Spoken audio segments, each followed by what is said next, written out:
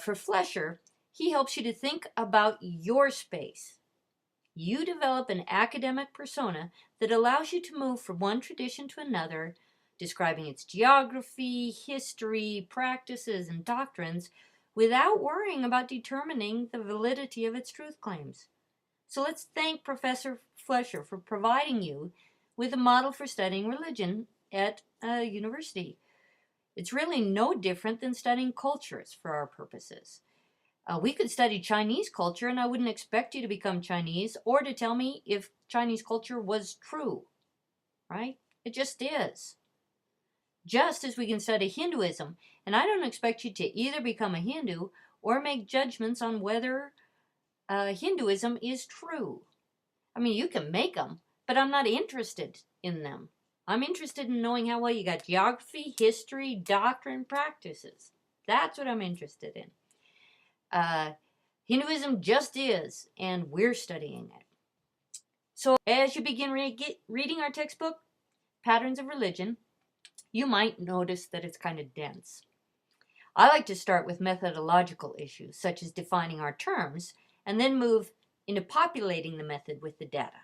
So the authors describe 3 different ways of defining religion on page 8. The first, the monothetic way, produces a singular way of defining the essence of something, right? NaCl, salt, monothetic definition. What they don't really tell you, our authors that is that they don't use a monothetic definition, and it's not going to get you very far in the comparative study of religions, because there ain't any two out there doing just the same thing, coming out of just the same stories at just the same time. So, next, they describe the polythetic definition, in which one creates a class of things with common features or properties that can be effectively compared, even if none of them are the one. They don't really tell you this, the authors don't, but this book is driven by a polythetic definition of religion, in which you are going to look for 3 common features from each tradition: the pattern of life that is developed in the tradition, the community of faith, and the worldview regarding what is ultimate or sacred.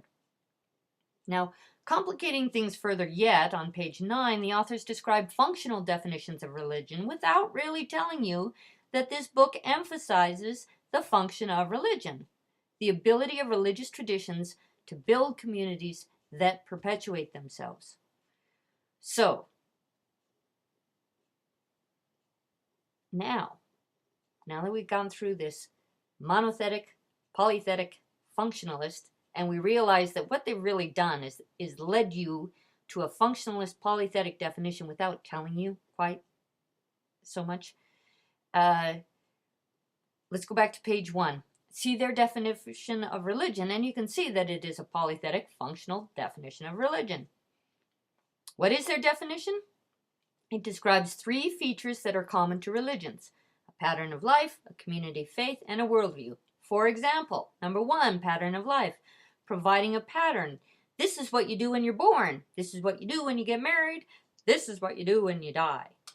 And 2, by providing a community, right? You're stronger together and you take care of each other and you repeat these patterns.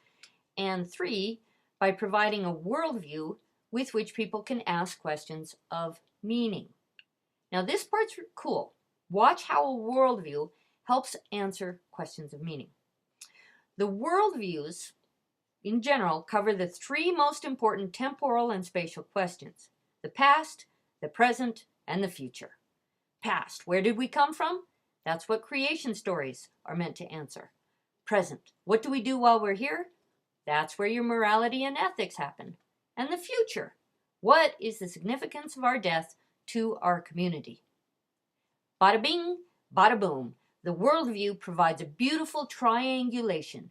If you can know your past, you can know your present, you know something about your future, all wrapped into a pattern of life and a community with rituals that mark that journey, then you got a human community with its own web, meanings, structure, strength.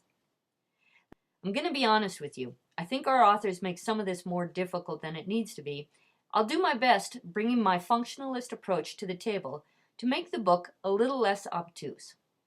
What I think you will find is that by outlining these chapters, you'll make sense of the book easily enough, and you'll develop some complex pictures of each tradition that will serve you well into this big old world.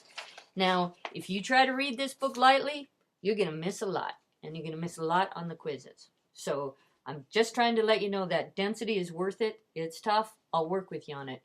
Let's have one look here now at the class, and hopefully what Camtasia is showing you is when you get here, here's the announcement area, and I want you to check it every time you come in, and you can tell by the date over here if it's a new message or not, and it will get a duller color after you've seen it once. You can find your syllabus.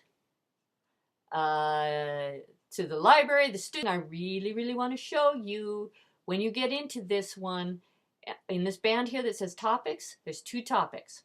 First one is who are we? Until you click on the second blue active link, you don't go to the second topic. Once you click on it, voila, you are there and you can respond. So